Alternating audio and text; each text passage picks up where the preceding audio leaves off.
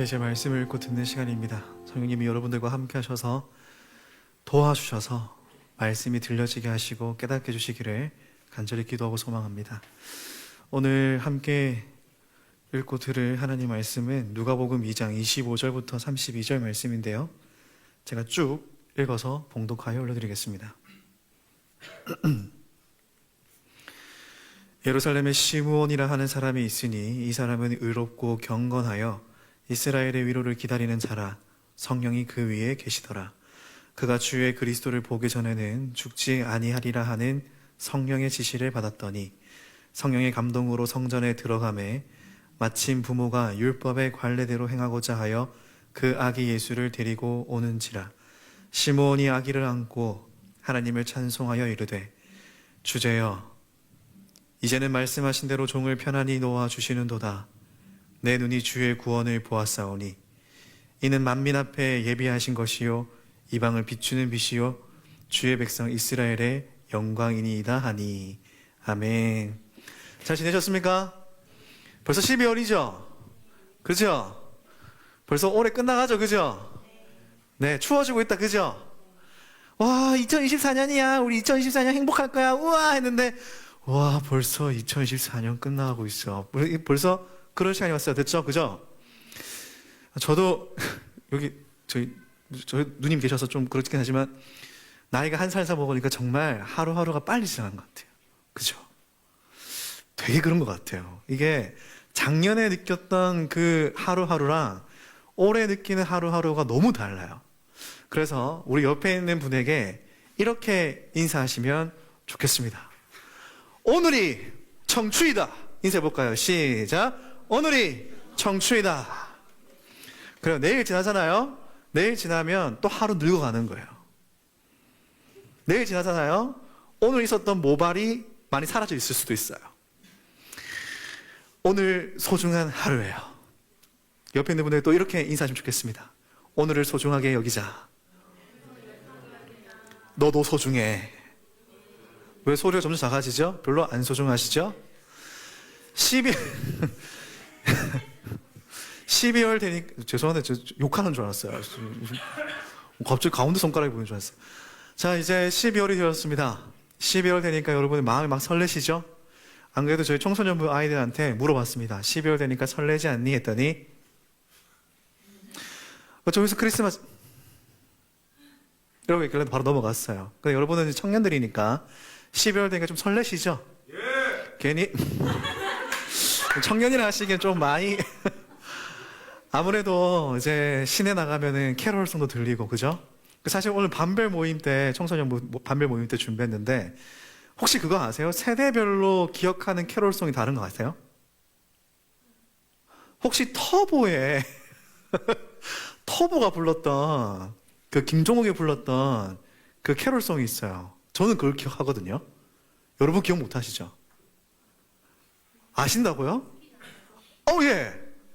그 컨텐츠 본 거 말고 직접 들으셨어요? 그 아니시죠? 자, 그러면은 이제 90년대생 넘어가면 SC 워너비하고 브라운 아이드 걸스 부른 거 뭐죠? Must Have Love. 그거 기억하시죠? 기억하세요? 전혀 모르시죠, 지금? 시아의 스노우맨.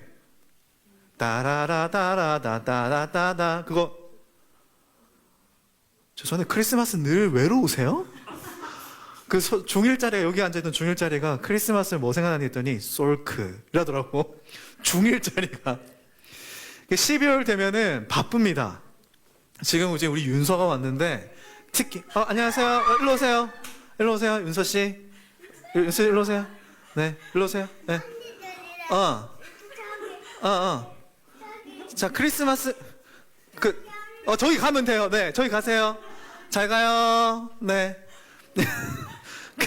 크리스마스 되면 저 윤서 이런 애들 두고 있으면 부모님 바빠지기 시작합니다. 분명히 엄마는 얘기합니다. 아빠한테, 여보, 곧 크리스마스야. 선물 잘 준비해. 작년에 핫쇼핑 사줬으니까 이번 초록핑을 사야 돼. 검색해보면 있습니다. 진짜로 초록핑이 있어요. 핑 많아요. 되게 많아요. 그런데 아빠들은 뭐죠? 바빠지기 시작하죠. 이제 딱 12월 되면은 미리 사라 그랬는데 가면은 없습니다. 이미 다 팔리고 없거든요. 여튼 애가 있으면 더 바쁘죠. 또 우리도 연말 되면 바빠집니다. 교회는 더 바쁘죠. 12월 되면. 저도 제 기억에 지금 제가 교육자 생활한 지 한 12년이 됐습니다. 12년, 13년 됐는데 그 기간 동안 12월 달에 편하게 있어 본 적이 없어요. 딱 12월 첫째 줄 되면 선배님이 얘기하십니다. 자, 12월 됐다. 선배 목사님도 얘기하시거든요. 그러면 그 모습만 기억나요. 그리고 두 번째 생각나는 모습은 성탄 발표하고 있으면서 앞에서 내가 박수치고 있는 모습. 그거 기억나고, 마지막으로 생각나는 거는 송구영신 예배 드리고 있는 모습. 크리스마스 때 뭐 했는지 기억이 안 나요, 솔직히. 너무 바쁘니까요. 교회가 이렇게 바빠진 이유가 뭐죠? 바로 대림절 때문입니다. 청소년부 아이들하고도 나눴던 내용인데요. 대림절 했을 때 대림은 기다릴 대 임할 님입니다. 임하는 것을 기다린다는 거죠. 그 무엇을 임하는 걸 기다리느냐? 바로 성탄절입니다. 교회 절기입니다. 성탄절을 기준으로 해서 주님이 오신 그날을 기준으로 해서 4주 계산해가지고 매주마다 이제 주님이 오심을 기다리는 거죠. 그 첫째 주 때는 초를 하나 키고요. 둘째 주 때는 2개 키고, 셋째 주, 넷째 주 키면서 성탄절을 맞이하는 거예요. 보면은 이제 초가 여러 가지가 있는데 높이가 다르죠? 제일 큰 것부터 사실 킵니다. 키는 이유가 주님이, 하나님이, 예수님이 우리를 찾아오셨다.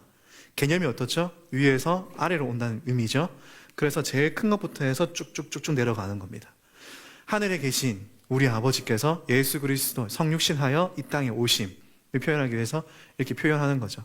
사실 색깔도 있습니다. 짙은 보라색부터 해가지고 연보라, 분홍색, 흰색도 있는데 저희는 이게 LED는 색깔 찾는 게 잘 없더라고요. 죄송해요. 싼 거 찾다 보니까 없었어요. 그래서 이렇게 준비를 했습니다. 꾸미니까 좀 크리스마스 느낌 나시죠? 네. 근데 여러분 표정은 크리스마스가 아니네요. 자, 이렇게 대림절을 준비하면서 제일 핵심은 이겁니다. 예수님의 오심을 기다리는 절기. 그러면은 청년들과 함께 어떤 내용을 나누면 좋을까? 예수님이 이 땅에 오셨음을 기다린다는 의미는 어떤 의미일까? 고민을 많이 하다가 오늘 준비한 이야기는 사실 시므온 이야기입니다. 시므온 이야기 누가복음 2장에 보면 이제 시므온이 이런 사람이다라고 얘기하고 있어요. 마침 예루살렘에 시므온이라는 사람이 있었는데 그 사람은 의롭고 경건한 사람이므로 이스라엘 받을 위로를 기다리고 있었고 또 성령이 그에게 임하여 계셨다라고 기록되어 있습니다. 제가 청소년부 아이들에게 얘기했지만 누가복음의 저자 누가는 되게 상세하게 기록을 합니다. 의사 출신이었거든요. 똑똑한 사람이었어요. 그러니까 세세하게 기록하는 것을 참 좋아했던 것 같아요. 그래서 시몬이 어떤 사람인가 엄청 자세하게 기록해 놓고 있습니다. 근데 여기서 우리가 좀 주목해야 될 표현이 뭐냐면 이스라엘이 받을 위로를 기다리고 있었고가 있습니다. 어떤 위로를 기다리고 있었을까? 왜 위로를 기다리고 있었을까 했을 때 당시 유대인들의 상황을 보시면 이해할 수 있습니다. 먼저 정치적으로는 로마의 압제를 받고 있었죠. 하나님의 백성이었어요. 하나님의 백성이었고 하나님이 우리와 함께 하신다, 그 자부심을 가지고 있었던 민족이었는데 자신의 주권, 민족의 주권을 빼앗기고 말았습니다. 식민지가 돼버렸죠. 얼마나 마음이 그랬겠어요. 정치적인 위기가 있었습니다. 종교적으로도 마찬가지였습니다. 이때 당시에 여러분 성경책 많이 보시니까 잘 아시겠지만 사복음서에 공통적으로 나타나는 게 있죠. 종교 지도자들의 부패함입니다. 하나님의 백성이고 여호와의 신앙, 야훼의 신앙을 올바르게 가르쳐야 되는데 그렇지 않았더라는 거죠. 자기 입맛에 끼었다 뺐다 하면서 니는 죄인, 너는 괜찮고 나는 죄인 아니고 너는 죄인이고 이렇게 얘기하면서 종교적으로 부패했던 거예요. 그래서 시므온이 기다린 이스라엘이 받을 위로는 정치적으로는 독립이겠죠. 해방이었을 거고 신앙적으로는 이제 메시아, 신앙의 회복됨을 기다린 겁니다. 메시아 신앙을 기다리면서 하나님이 우리를 구원해 주시기를, 그래서 이스라엘 백성들을 위로해 주시기를 기다리고 있었던 거예요. 그리고 마침내 이 시므온이 이스라엘이 받을 위로를 보게 됩니다. 하나님이 성령을 통해서 말씀하셨어요. 시므온에게 그리스도를 볼 때까지 너는 죽지 않을 것이다. 그러고 나서 때마침 율법대로 찾아온 예수님과 그의 부모님 때문에 그리스도, 하나님이 주시는 이스라엘의 위로를 보게 되죠. 그래서 마지막에 30절부터는 쭉 이제 그 내용을 고백하고 있는 겁니다. 내 눈이 주님의 구원을 보았습니다. 아까 얘기했던 이스라엘의 위로를 본 거예요. 아기 예수님을 보고요. 바로 눈치챈 거죠. 아, 이 예수님, 이 아기 예수님이 바로 하나님이 우리에게 주시는 위로구나. 우리에게 주시는 메시아이시구나. 그걸 본 겁니다. 구원을 보았습니다. 얘기하는 거죠. 주님께서 이것을 모든 백성 앞에 말을 하셨으니 이는 이방 사람들에게는 계시하시는 빛이요 주님의 백성 이스라엘에게는 영광입니다. 라고 얘기하는 겁니다. 이스라엘의 위로를 기다렸고 하나님 말씀을 기다리면서 결국 마침내 이제 예수님을 보게 된 거죠. 그러면 이 내용을 가지고 예수님의 오심을 기다리는 우리한테는 어떤 의미가 있는가가 이제 핵심이겠죠. 두 가지 포인트를 준비했습니다. 첫 번째는 뭐냐면요. 하나님 말씀을 믿고 붙잡고 기도로 기다리면 마침내 빛을 본다라는 거예요. 아까 우리가 시몬에 대해서 말씀을 드렸습니다. 누가복음의 저자 누가는 시몬이 어떤 사람인지 상세하게 적어놨었죠. 이스라엘의 위로를 기다리던 사람이었어요. 근데 그가 그냥 기다린 게 아닙니다. 성경에 보면 이렇게 말씀하세요. 그는 주님께서 세우신 그리스도를 보기 전에는 죽지 아니할 것이라는 성령의 지시를 받은 사람이었다. 이렇게 또 우리 누가복음의 저자 누가는 상세하게 기록해주고 있습니다. 성령의 지시라고 되어 있습니다. 지시라고 지금 단어를 쓰고 있지만 우리가 조금 더 쉽게 이해하면 뭘까요? 말씀인 거예요. 성령이 하신 그 말씀을 받은 사람이었고요. 성령이 하신 말씀을 붙잡고 기다리고 있었다는 거예요. 그냥 이스라엘 위로를 기다린 게 아니라는 거예요. 성령이 하신 말씀, 하나님 말씀을 믿고 붙잡고 기도하면서 기다렸다라는 겁니다. 이해되셨습니까? 우리가 짧게 26절 한 절 좀 보고 있지만 시몬이 어떻게 긴 시간 기다렸는지 우리는 알 수 없어요. 하지만 시몬이 어떤 마음으로 기다렸는가를 보았을 때 이 말씀을 기억하면 되겠죠. 성령의 지시를, 하나님 말씀을 마음에 품고 믿고 의지하며 기도하며 기다렸다라는 겁니다. 이게 제가 여러분께 말씀드리고 싶은 첫 번째인 거예요. 우리가 예수님의 오심을 기뻐하면서 이미 오셨으니까 기뻐하면서 다시 오실 예수님을 기다릴 때 어떤 마음으로 기다려야 되는가? 그냥 기다리는 게 아닙니다. 말씀을 붙잡고 기다려야 됩니다. 재림하실 예수님, 다시 오실 예수님, 그분은 어떤 분으로 오시는가? 이전에는 2000년 전에는 위로자, 구원자로 오셨다면 이제 심판주로 오실 것이다. 성경은 말씀하시거든요. 그럼 그 말씀을 붙잡고 우리는 어떻게 살 것인지 기다려야 된다는 거죠. 캐롤 들으면서 기다리는 게 아니라는 겁니다. 두 번째입니다. 두 번째 여러분에게 말씀드리고 싶은 건 이겁니다. 하나님이 주신 빛을 알아볼 수 있는 분별력을 준비해야 한다는 거예요. 아주 중요한 내용입니다. 마냥 기다려서는 안 돼요. 마냥 기다리지 않고 하나님이 우리에게 주실 그 빛, 도적같이 오실 그 예수님을 알아볼 수 있는 영적 분별력을 길러야 한다는 겁니다. 말씀을 보세요. 내 눈이 주님의 구원을 보았습니다 라고 얘기하고 있습니다. 내 눈이 주님의 구원을 보았대요. 아기 예수님을 보고 어떤 누가 하나님이 주신 메시아, 하나님이 주신 위로라고 누가 알 수 있겠어요? 예수님이 크고 나서, 예수님이 장성하시고 나서 직접 하나님 나라를 가르치시고 치유하시고 회복시키는 중에도 사람들은 예수님을 알아보지 못했어요. 그런 표적을 보여주었음에도 불구하고 너희들 정말 악한 세대구나, 이만큼 보여줬는데 또 보여달라고 얘기하니? 하면서 보여주시면서도까지도 계시하셨는데 아무도 예수님을 메시아로 인정하지 않았죠. 유대인들은요. 근데 아기 예수님이에요. 할례를 받으러 오신 아기 예수님. 아기 예수님을 보고 시몬은 어떻게 바로 알아보았을까요? 영적 분별력이 있었던 겁니다. 그러면서 밑에 보세요. 그의 아기 예수님 보시면서 이방 사람들에게는 계시하시는 빛이라고 바로 알아봤죠. 그 주님의 백성 이스라엘에게는 영광이다 라고 바로 알아봅니다. 어떻게 이렇게 바로 알 수 있을까요? 첫 번째 말씀드렸던 내용하고 비슷합니다. 하나님 말씀을 붙잡고 기다렸기 때문인 거예요.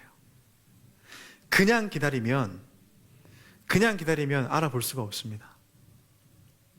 하나님은 말씀을 통해서 자신이 어떤 분인지 계시하시죠. 내가 누구인지, Who am I? 얘기를 하십니다. 근데 그 말씀을 모르는 채, 그 말씀 붙잡지 않은 채 있으면 정말 하나님이 왔을 때 알 수가 없는 거죠. 그래서 예수님이 누가복음, 요한복음 계속 말씀하신 게 뭐죠? 말씀대로 행하는 자라야 내 어머니와 내 형제다 말씀하시고요. 주여 주여 하는 자들마다 천국에 들어갈 것이 아니요, 하늘에 계신 아버지의 뜻대로 행하는 자라야 들어갈 것이다 말씀하시죠. 그래서 이 두 가지가 사실 연결되는 겁니다. 우리가 오신 예수님, 이제 다시 오실 예수님은 어떤 마음으로 기다려야 되는가? 말씀을 믿고 붙잡고 기도하며 기다려야 됩니다. 그래야 영적 분별력이 생기고 혼탁한 이 시대에 정말 주님이 말씀하신 진리가 무엇인가 구분할 수 있는 거예요. 청년의 때는 사실 그런 시기입니다. 청소년 시기 때는 정말 기초적인 knowledge, 지식을 배워요. 성경에 대한 부분들요. 근데 청년의 때는 진짜 이 세상에서 하나님이 말씀하시는 진리와 세상이 말하고 있는 거짓을, 페이크를 구분할 수 있어야 됩니다. 그 훈련이 필요한 거죠. 그래서 교회들마다, 초대 교회마다 대림절을 유독, 성탄절을 유독 열심히 지켰던 이유가 여기에 있는 거예요. 왜요? 그때 당시에도 거짓 그리스도, 그 거짓 이단들, 영지주의자들, 말씀 필요 없어, 영적인 거면 돼 말하는 사람들과, 아니 율법을 더 지켜야지, 율법주의자들이 만연했거든요. 그래서 철저하게 지킨 거예요. 예수님이 누구셨지? 말씀을 의지하면서, 어떻게 오신다 했지? 말씀 붙잡으면서 기다리면서 성탄절을, 그렇게 대림절을 보냈던 겁니다. 제가 이 말씀 내용을 준비하면서 청년의 시대, 지금 여러분이 살아가고 있는 시대에 대해서 같이 오버랩해서 많이 봤어요. 생긴 거는 요따구로 생겨도 저도 30대 초반입니다. 이제 초중반이 돼갑니다. 33살이거든요. 그래서 여러분도 같이 지금 청년의 시대를 보고 있어요. 저도 코로나 시대를 겪었고요. 코로나 시대 때 제 주변 친구들이 취직이 안 되는 거, 취업이 안 되는 거, 또 취업했다가 잘리는 거 많이 봤어요. 저는 이제 교육자다 보니까 교회가 좀 작았던 교회가 문 닫는 이야기들, 목회자의 수를 줄이다 보니까 잘리는 얘기들 많이 봤습니다. 사실 이 말씀 준비하면서 그런 내용들이 겹쳐 보이면서 여러분, 말씀 붙잡고 기다리면 될 거예요 말하는 게 너무 힘들더라고요. 지금 여러분 시대가 지금 그런 시대 아닙니까? 어두컴컴한 시대 아니에요? 열심히 공부하고 열심히 배우고 하지만 그게 지금 여러분의 마음을 위로해 줍니까? 아, 이렇게 하면은 미래에 내가 어느 정도의 삶을 살 수 있겠구나. 아니요. 전혀 그게 안 되죠. 내가 한 달 한 달 버는 돈으로 집을 살 수 있을까? 결혼할 수 있을까? 심지어 연애도 할 수 있을까? 다 포기하고 있죠. 지금 대학교 다니는 친구들이 왜 계속 다 휴학하는데요? 대학교가 내 미래를 책임지지 못하는 시대가 되었기 때문이에요. 그나마 어렵게 들어간 중소기업에서 왜 나오는데요? 위태위태하니까 어떻게든 살려고 나오는 거예요. 대기업에 가든. 왜 청년들이 로또에나 비트코인과 도지코인 이거 많이 삽니까? 청년들이 그걸 산다고 해서 비난할 게 아니라 왜 그걸 살 수밖에 없는지 청년의 시대를 봐야 돼요. 미래가 불투명하니까요. 그리고 교회에서는 얘기하죠. 주님이 다 알아서 하실 거야. 너무 편한 얘기 아니에요? 그런 모습들이 겹쳐지면서 여러분들한테 이 말씀 전하는 게 너무 힘이 들었습니다. 제가 이 말씀을 전할 수 있을까요, 주님? 저도 제 미래를, 앞날을 한 치 앞을 보지 못하는 이 시대인데 매일마다 일상생활 지내고 있는 일반 친구들이 전화 와요. 형, 교회 괜찮아? 이번 주 예배 들었어? 왜? 왜 또 와서 10인데? 아, 형, 내 주변에 교회가 문 닫았더라고.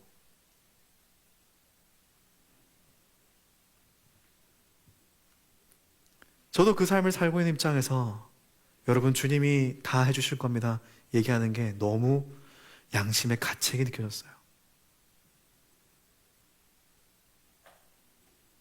그래서 오늘 말씀에 여러분들에게 이렇게 하십시오 라는 말씀보다 같이 이렇게 살았으면 좋겠습니다 라고 드리는 말씀입니다.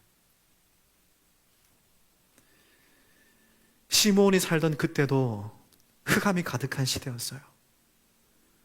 돈 있는 사람들이 득세하는 시대였고요. 힘 있는 사람들이 힘 없는 사람들을 짓밟던 시대였습니다. 종교 지도자들요, 위로와 목양과 신방에 초점 둔 게 아니라 자기 배돼지 불리는 데 일을 했습니다. 아무것도 없는 거예요. 그 누구도 밑의 삶을 사는 사람들을 위로하지 않았어요. 그래서 마태복음서 얘기하시죠. 흑암 가운데 있는 나의 백성들.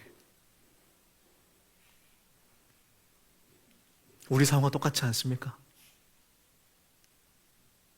이거 사복음서 읽고 있던 초대교도 마찬가지예요. 예수님을 믿으면 죽으니까. 지난 주일에 만났던 그 친구가 다음 주일은 없어요. 소식을 물었더니 죽었대요. 두려운 시대에 살던 사람들이 사복음서를 읽고 있었어요. 우리와 똑같지 않나요? 그럼 그분들은 어떤 마음이었을까요? 시몬은 어떤 마음이었을까요?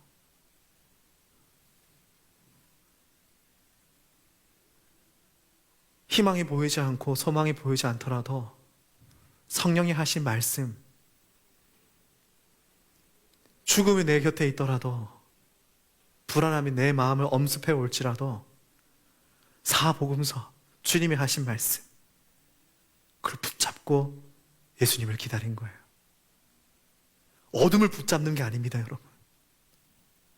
뉴스에서 말하는 수치와 여러분들이 보고 있는 교수님들의 어떤 말씀들, 그걸 붙잡는 게 그리스도인 청년들이 아니에요. 수천 년 동안 믿음의 정수가 이어져 있었던 이유는 젊고 패기 있었던 믿음의 조상들, 우리 믿음의 선배님들이 사회나 세상 이야기를 붙잡는 게 아니라 말씀을 붙잡고, 그래, 주님이 이 땅에 오셨던 것처럼 내 삶에도, 나의 교회도, 우리의 삶에도 주님이 은혜를 주실 거야. 그 소망을 가지고 살았던 거예요. 대림절은 그걸 회복하는 시기입니다. 1년 내내 계속 휘몰아치는 일생 속에서 지쳤던 내 마음, 소망과 희망이 없는 내 마음을 대림절 빛을 보면서, 그래, 다시 한번 말씀 붙잡고 말씀 믿고 기도하면서 주님이 주시는 소망을 붙잡자, 그 마음을 회복하는 게 대림절인 거예요. 그렇게 살다 보면 시므온이 아기 예수님 보고 이것이 바로, 이 이사가 바로, 이 예수님이 바로 이스라엘을 향한 하나님의 위로구나, 그걸 깨달았던 것처럼 그걸 깨닫게 되는 거예요. 내 일상 속에 있는 하나님이 주신 작은 은혜를 깨닫게 되는 겁니다. 말씀 붙잡고 주님이 주신 소망을 간구한 사람만이 하나님이 주시는 작은 위로에 감사할 줄 아는 거예요. 그렇게 안 하고 세상적인 것들 붙잡고, 내 친구들은 인스타에 그렇게 좋은 차 올리고 그렇게 좋은 시계 올리고 폰 맨날 바꾸고 통장에 쉼표가 2개, 3개고 막, 그런 거 보면서 그런 거 붙잡고 있으면 내 삶에 주어진 작은 은혜도 감사할 수가 없는 거예요. 거기서 패배하는 겁니다. 거기서 패배하는 거예요. 이미 유럽에서는 SNS에 대해서 되게 심각하게 보고 있습니다. 성인이 되기 전까지는 보지 못하게 하는 경우도 있어요. 왜요? 아이들이 너무 순수한 마음에 그걸 붙잡는 거예요. 그게 삶의 기준이라고. 근데 여러분 인스타 해봐서 아시잖아요. 거기 잘 사는 애들만 나와요. 잘생기고 예쁜 애들만 나와요. 근데 이걸 붙잡고 있으니까 내 삶을 미워할 수밖에 없는 거예요. 심지어 그리스도인 청년들도 마찬가지인 겁니다. 아니요, 여러분 그런 걸 잡아서는 안 돼요. 그게 여러분 삶의 기준점이 되게 붙잡고 내 안에 품는 게, 그게 그리스도인의 모습이 아니에요. 말씀을 붙잡으셔야죠. 주님이 나를 위해서 왔다. 나를 위해서 왔다. 돈 한 푼 없고 집 없고 차 없고 빚더미에 할부 갖고 있는 내 인생에도 주님이 찾아오셨지. 나같이 버러지 같은 삶을 살던 그 사람들에게도 주님이 찾아가셔서 눈을 뜨게 해주시고 이렇게 세워주셨지. 나에게도 찾아오실 거야. 붙잡고 사는 게, 그게 그리스도인 청년들의 모습인 겁니다. 이것을 회복하셔야 돼요. 이것을 회복하셔야 돼요. 그래야 여러분 삶에 주어진 은혜, 작은 은혜에 감사할 수 있는 겁니다. 전 여러분 나이 때 20대 후반 때 그걸 뼈저리게 느꼈어요. 군대 갔다 와서 바로 자취하면서 한 달에 60만 원 받았거든요. 교회를 하면서. 집세 내면 20만 원 내면 40만 원 남아요. 또 교육자니까 11조 내야죠. 10만 원 가까이 내요. 그거 얼마 남죠? 30만 원 남아요. 그 중에 10만 원은 또 그거 내야 돼요. 휴대폰비. 왜 10만 원씩 내는지 아세요? 교육자들이 폰을 찍어야 될 거 아니에요. 사진을. 근데 그때 당시만 해도 보급형 폰은 사진 잘 나오던가요? 안 나와요. 아이폰은 비싸서 못 사겠더라고. 그럼 갤럭시 사는 거예요. 비싼 걸로. 그럼 10만 원 내죠. 그럼 얼마 남죠? 20만 원 남아요. 그걸로 부산하고 경산 왔다 갔다 해야 돼. 차비까지 다. 청소년 마을에 얘기했던 내용이에요. 경산역에서 딱 내렸는데 그 앞에 맘스터치가 있어. 치킨 튀겨진 냄새가 그렇게 달콤한지 배고파. 그래서 먹고 싶었어요. 갔죠. 근데 가기 전에 뭘 확인해야 되죠? 통장 잔액을 확인해야죠. 잔액을 확인했더니 다음 주에 이제 사례비가 들어오는데, 그럼 말일이잖아요. 딱 경산에서 부산 내려가는 그 차비밖에 없는 거예요. 근데 너무 먹고 싶은데 맘스터치 그 싸이버거, 그때 화이트 갈릭 버거 나올 때였어요. 제가 제일 좋아하는 게 화이트 갈릭 버거거든요. 그 치킨의 그 약간 느끼함을 양파가 잡아주면서 하얀색 소스가 싹 혀를 감돌, 아주 좋아요. 근데 그게 비싼 거예요. 그래서 계산해보니까 과자 하나는 살 수 있는 돈이 됐어요. 그래서 뭐 사는지 아세요? 닭다리 치킨 그거 있잖아요. 과하게 파는 거. 그거 사서 성경 공부하러 갔었어요. 차마 성경 공부는 포기를 못 하겠더라. 회비를 내야 되니까. 그때 깨달았었어요. 이전에는 정말 편하게 쉽게 맘스터치 하나 주세요 하면서 했는데 이게 얼마나 큰 은혜인가. 내려가는 기차길에서 정말 펑펑 울었던 기억이 있습니다.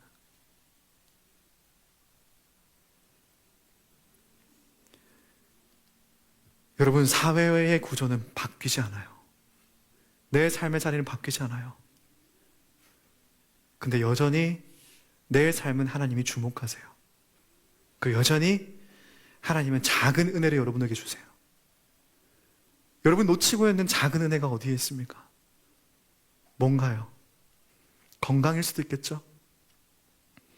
그 남자 우리 동지분들 꼭 기억하세요. 머리숱은 은혜입니다. 여러분 일해서 돈 벌 수 있는 것도 은혜예요. 정말로요. 작은 금액이라도 벌 수 있는 건 정말 은혜입니다. 지금은 벌 수 없는 시대니까요. 돈을 벌 힘이 없어서 누워만 있는 청년들이 많아요. 서울에. 이찬수 목사님이 서울에 계시면서 왜 청년부에 힘을 쏟아하신지 이유를 이제 아시겠어요? 서울의 청년들이, 우울증 걸린 청년들이 너무나 많습니다. 20대 초반이요. 대학교 졸업한 청년들이 일을 하려 하니까 힘이 없어요. 주저앉는 청년들이 태반입니다. 근데 이찬수 목사님이 그 청년들을 회복시키기 위해서 어디에 지금 힘쓰고 계세요? 우리의 믿음의 선배님은 지금 어디에 힘을 쓰고 계세요? 말씀에 힘을 쏘고 있는 거예요. 대림전은 그걸 회복하는 겁니다, 여러분. 여러분, 말씀을 붙잡고 여러분들을 향한, 여러분의 삶을 향한, 여러분의 가족을 향한, 여러분들의 교회를 향한 위로를 기다리십시오. 하나님 반드시 마침내 비춰주실 겁니다. 그때 그걸 보셔야 되는 거예요. 아, 이게 우리를 향한 하나님의 위로시구나. 그 은혜가 여러분들에게 하나님이 허락해 주시기를 정말 도구하는 마음으로 간절히 기도드립니다. 대림절 이제 시작입니다.